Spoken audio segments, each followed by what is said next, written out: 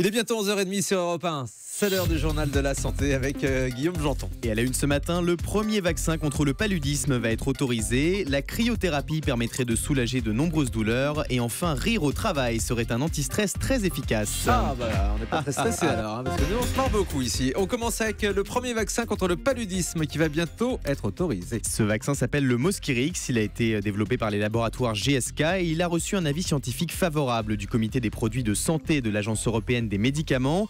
Le Mosquirix est conçu pour vacciner dans les zones d'endémie les enfants âgés de 6 semaines à 17 mois contre le paludisme qui a provoqué 627 000 morts dans le monde en 2013, selon l'Organisme mondial de la santé. L'OMS va d'ailleurs se pencher sur ce dossier pour savoir si elle formule ou non une recommandation d'utilisation du Mosquirix. Du nouveau dans l'affaire des prothèses mammaires frauduleuses. L'affaire des prothèses PIP a éclaté en 2010. Après le retrait du marché de prothèses mammaires frauduleuses, environ 30 000 femmes sont concernées en France, mais aussi des milliers à l'étranger. Vendredi dernier, 10 000 victimes ont de nouveau saisi la justice à Toulon en vue d'une indemnisation de la part du certificateur allemand TÜV Rheinland et de sa filiale française, et ce malgré une récente décision défavorable rendue par la Cour d'appel d'Aix-en-Provence. La nouvelle décision de la justice doit être rendue le 10 décembre prochain. Une nouvelle forme de thérapie permettrait de soigner de nombreuses douleurs. Ça s'appelle la cryothérapie et c'est une pratique venue de l'Europe du Nord qui séduit de plus en plus les Français. Le principe est simple, on enfile son maillot de bain et on entre pendant 3 minutes dans une cabine à moins 110 degrés. Bien qu'il ne soit pas encore médicalement prouvé, les bienfaits de la cryothérapie seraient nombreux, comme nous l'explique Valérie Georges, responsable d'un centre de cryothérapie à Rennes. La cryothérapie est bénéfique pour un certain nombre de choses. Bien sûr, ce qui est le plus connu, c'est pour les sportifs. La cryothérapie leur permet de récupérer assez rapidement après un effort physique. On a bien sûr le champ, et c'est sans doute peut-être le plus important, les effets de cryothérapie sur tout ce qui est douleur. On a un effet anti-inflammatoire et une action de décontraction musculaire qui viennent par effet additif agir sur la douleur. Une action aussi sur le stress qui est significatif quasiment dès les premières séances.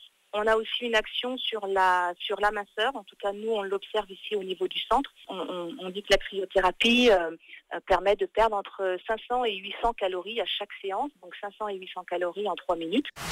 Ces 3 minutes de cryothérapie ne sont tout de même pas données. Il faut compter entre 30 et 45 € par séance. 3 minutes seulement ? Ouais. Ah oui, c'est pas donné, ça fait cher la minute. Oh, pour perdre un peu de poids. Bah oui. Pour perdre un petit peu de poids. Vous y croyez, Marcel Ichou, au bienfait de la cryothérapie ? Par définition, moi je ne crois que à la multifactorialité, si je puis dire. C'est-à-dire aucune maladie, aucun système dans le corps humain n'est lié qu'à une seule chose. Ça n'existe pas. Donc c'est pas C'est le un froid ensemble qui de va... choses. C'est-à-dire, si vous prenez du poids, ça n'est pas lié qu'à une seule chose. Sauf si vous ne mangez pas du tout. Donc le fait de traiter comme ça, alors pour les sportifs, tout ça c'est très bien, mais quand il y a une maladie, il faut faire le point sur la maladie.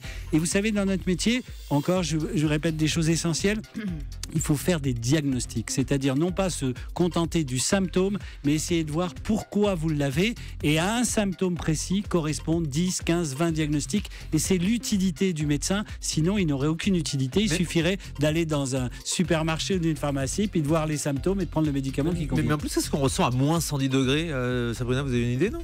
Alors écoutez, je ne sais pas. Franchement, je vois bien que vous vous adressez Vous à moi. voulez pas aller essayer la Je ne suis pas cryothérapie ? expert de la On va vous cryothérapie. envoyer essayer puis vous nous racontez. Voilà donc la cryothérapie, nouvelle forme de thérapie à moins 110 degrés. Une étude révèle que nos hormones seraient responsables du grignotage. Selon une étude publiée dans la revue Cell Report, une hormone favoriserait les impulsions à manger toujours davantage et consommer notamment des produits gras qui sont les plus caloriques. Nommée glucagon-like peptide, cette hormone modifierait la communication entre les neurones et le circuit de la récompense situé dans le cerveau. Nutrition toujours avec l'huile de soja qui serait dangereuse pour la santé. Une étude de chercheurs de l'Université de Californie a mis en évidence qu'un régime riche en huile de soja avait des conséquences certaines sur la prise de poids et la survenue de diabète de type 2. L'huile de soja est présente dans les aliments transformés, les margarines ou encore les vinaigrettes. Elle est assez peu consommée en France, mais elle représente aujourd'hui 60% de l'huile consommée aux États-Unis.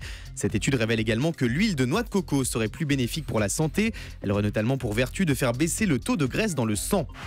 Rire sur son lieu de travail serait un anti-stress très efficace. Selon le Parisien, rire au boulot permettrait d'être moins angoissé dans sa vie professionnelle. Et pour ceux qui ont du mal à se détendre sur leur lieu de travail, des associations de professionnels interviennent régulièrement dans les entreprises. C'est le cas de Cœur de Rire, une association créée par la psychologue Clémentine Dune. Parmi les ateliers proposés lors de ces séances de rire au travail, un exercice qui consiste à lever les bras et rigoler très fort.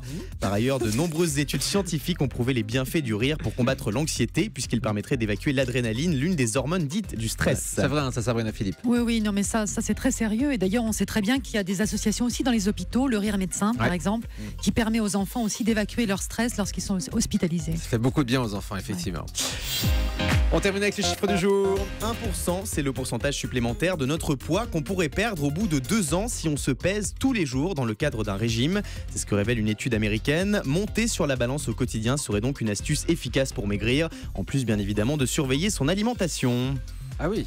Bah oui. Ah oui, c'est juste parce Se qu'on peser vérifie. tous les jours.